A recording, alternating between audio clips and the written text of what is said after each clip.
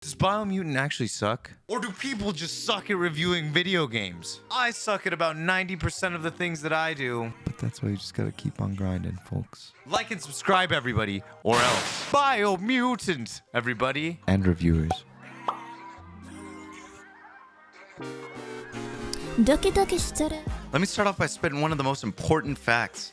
Biomutant is like if our planet's narrator David Attenborough, the Borderlands franchise, and Ratchet & Clank had a long, hot, steamy, sensual foursome and spit out this weird, mutated baby. It's like an animal that's so ugly, it's cute, but more so ugly. Kind of like a Tarsier or an Eye. Or like those of you dating someone's girlfriend or boyfriends. Pray, got him! But through its ugliness, as it begins to grow and shed its hideous shell, it becomes an older, much more astonishing version of itself. Biomutant is like a breathing art piece with stunning, serene visuals that are accompanied by a traditionally beautiful score.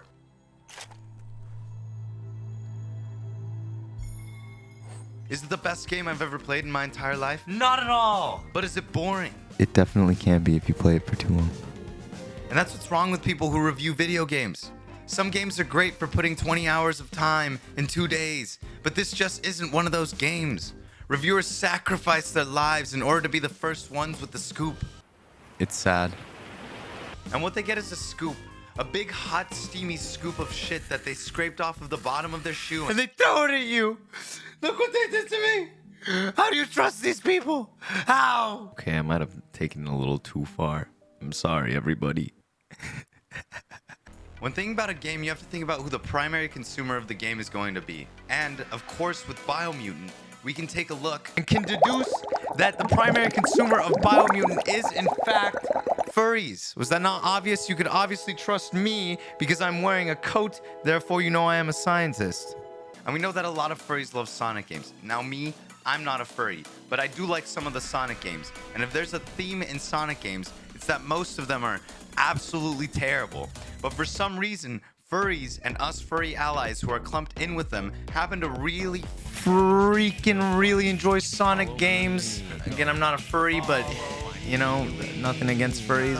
Sonic games are sick. So, through this logic, we can assume that even though this game might suck, furries and their furry allies will gravitate towards it. Why? Because they'll actually take some time to play through the game and enjoy it for what it is, instead of not giving it an honest chance, as reviewers did when they decided to slowly destroy their bodies by sedating themselves for 2 days straight and doing what can only be described as less than a quarter of a half-assed speedrun, which, in the end, made the reviewers want to shoot themselves in the face. And now we bring to you rare footage of what it's like to review video games. So boring! It's so boring! Why? The combat in Biomutant can be a really fun experience, but like many other hack and slash type games, the combat gets extremely dry and repetitive once you start to learn all of your moves and how they synergize with one another. I understand the pain that these poor journalists felt, but again, how the fuck are you gonna sit with a game like this for 20 hours and expect not to get bored? You can do literally anything for 20 hours and be bored. Not me, I never get bored hiding in people's closets. Biomutant brings in a lot of interesting concepts from other games to create a unique experience while bombarding you with knowledge of how the game's weird tree world was destroyed because of companies spilling chemicals and trash all over the place. Just here to say, fuck you, Big Oil. We hate you. Get away.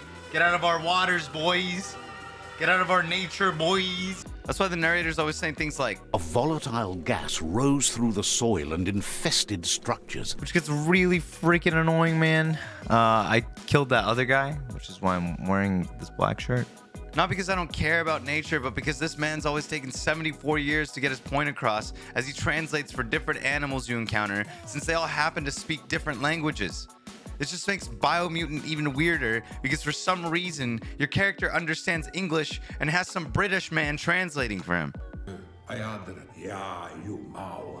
There's no doubt you're the child, and that what Looper Lupin did to Looper your village, Lupin. your Mooma What a and Popsy, stupid name. was the beginning of the end. So, do reviewers suck at doing their jobs, or is Biomutant absolute trash? Of course reviewers suck at reviewing video games. They're journalists, guys. And I don't know if any of you have heard the news lately, but if you watch Game Informer, I watch IGN, and if the other one's telling me that the other one's lying to you, okay? So you best believe me. The main point I'm trying to make is that they're fucking biased. I'm fucking biased, but at least I tell you that I'm biased. I know deep in my heart that Biomutant does in fact kind of suck, but it has too much to love to throw it away by labeling it as boring and leaving it at that. Some of the platforming is fun, the puzzles are repetitive, but they're not awful, and there is some variation in them. The tribal system that comes into play is pretty neat, and the story sucks the biggest, worst smelling ass ever. But I give it credit for being environmentally conscious. Main point is, if you want some good old biased reviews, kick IGN, kick Game Informer, and kick every single other journalist who spends 2 days beating a game, and come over to Papa Doki's channel, who only has a combined 6.7 hours on Biomutant, which has an average playtime of 16 hours, but still thinks he's qualified to review the game.